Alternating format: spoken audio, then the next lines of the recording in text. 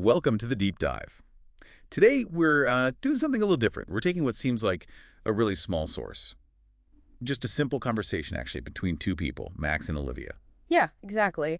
And we're going to use it like a window, sort of, into something we all experience, our daily routines. Right. The fabric of everyday life. And you might think, well, what can a quick chat really tell us? But our mission here is to dig a bit deeper than just the words on the surface. We're trying to pull out the key bits from this exchange to see what it really shows about habits, lifestyle choices, Hmm. all those small things that actually build our days. Okay, yeah, let's unpack this then.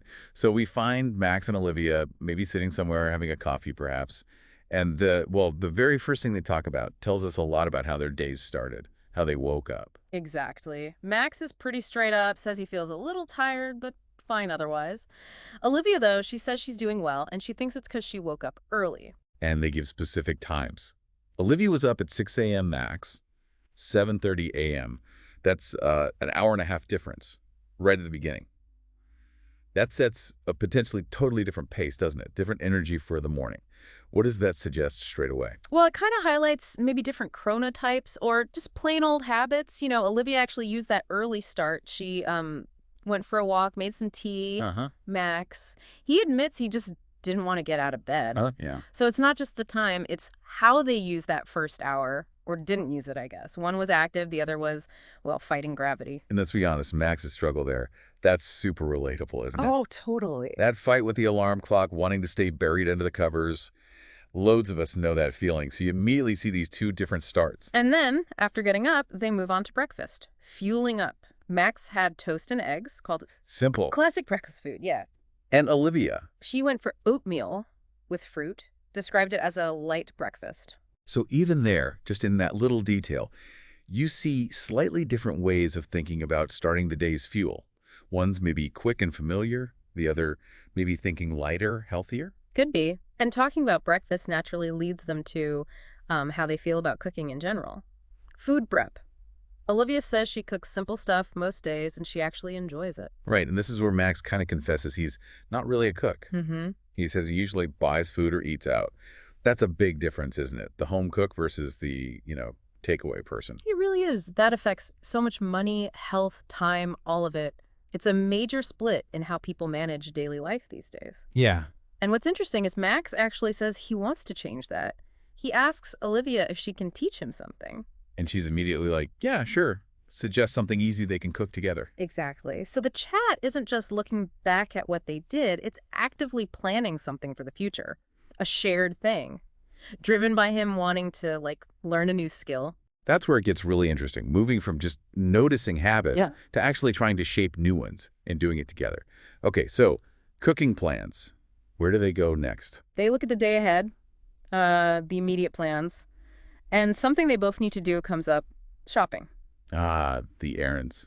But for totally different stuff, which is also kind of telling. Right. Olivia needs groceries, vegetables, and milk, specifically. Stocking up the kitchen. Yeah. And Max needs personal care items, toothpaste, and shampoo. More like bathroom supplies. It hints at different immediate needs or maybe different levels of planning. And because they're right there together, they decide to, well, just go to a nearby store together. Makes sense. Yeah, it shows how our own little to-do list can kind of merge when we're with someone else. Turns the solo chore into shared time, I guess. And after shopping, their plans line up again on another very common daily task: cleaning. Both figure they need to go home and tidy up. Which then opens up a whole chat about their cleaning habits. Yeah, Olivia says she cleans maybe 3 times a week. And she mentions her kitchen, where she does all that cooking, is a bit messy right now and needs tackling. Okay, and Max. He cleans less often, he says. Maybe once or twice a week. Yeah. But he adds he tries to keep things in order, and then he drops that famous line, Oh, yeah. clean home, clear mind. Ah, right. Which is interesting, because even though they clean differently 3 times versus maybe once or twice, they both seem to get that idea that the state of your space affects your head space. Exactly. It's not just about being tidy for tidy's sake. It's tied to feeling good mentally. Highlights that cleaning isn't just a chore. It's often part of, self-care or well-being for people. Absolutely. Okay, so they've covered chores like shopping, cleaning. How do they think about relaxing, unwinding? Yeah, they touch on leisure, entertainment. Olivia mentioned she started a new series last night. And guess what it's about? Let me guess. Cooking. You got it. Fits right in with their habit, doesn't it? Shows how our interests bleed into our downtime. Totally. Max, though, he says he likes action shows usually.